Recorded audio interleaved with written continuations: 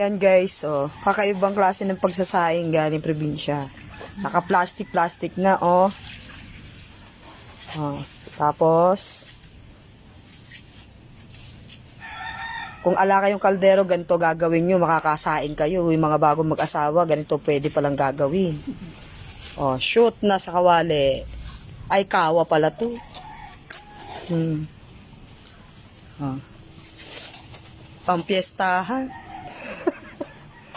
Pag naluto na, tama uli ko na, gagataw siya. Oh. Pag inin na siya, gagataw siya. Ala pang kasunog. Oh, ito pala yung advantage nito. Alang kasulog, saka walang kahilang. Alang katutong. Katutong.